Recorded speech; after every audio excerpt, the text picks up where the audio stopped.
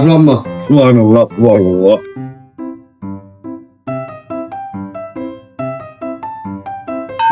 আব্বা রোজার 2-3 দিন তো চলে গেল, রোজার বাজারটা কইরা ফেলতে হইব। চলেন রোজার চলো বাজারটা কইরা চলো যাই, তাহলে বাজারটা করে আসি আমরা।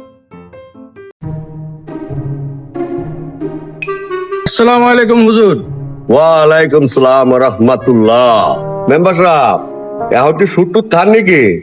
না এখন তো সুদমুদ খাই না, রোজার মাস না হুজুর, এই জন্য সুদমুদ বন্ধ করে দিচ্ছি। এবার হলো রোজার মাস, এবার তোদের মাস, শুটু থাকেন না। আর আমার বাসায় ইফতারের দাওয়াত হলো, আসি। হ্যাঁ, আসসালামু আলাইকুম। সব সুদ করে দিয়ে রোজার মাসে ভালো হয়ে গেছে।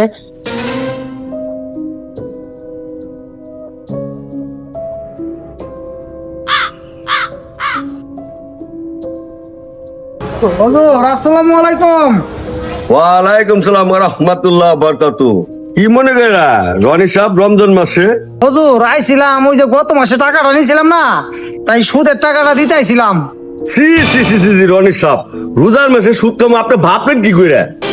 সুদ নিব না হুজুরে, তাইলে তো ভালো হইলো। রোজার মাসে সুদ নিব না, তাইলে তো যাই গে। আরে রনি তুমি কই যাও? টাকাটা তো আমি নেবো না, সুদের টাকাটা আমার মেয়ে হাতে দাও।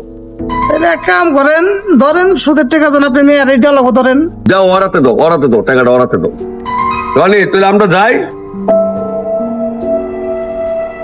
আরে টাকাটা দিয়ে তোকে তো লয়ে যাবো মাইছে, টাকাটা আমার কাছে রাখি।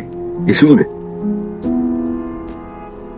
আমার আব্বা এত মানুষের জ্ঞান দিল যে সুদ খায়ও না, সুদ খায়ও না, এখন নিজেই রোজা রমজানের মাসে নিজেই সুদ খায়। আমার আব্বার জীবনও ভালো হইব না।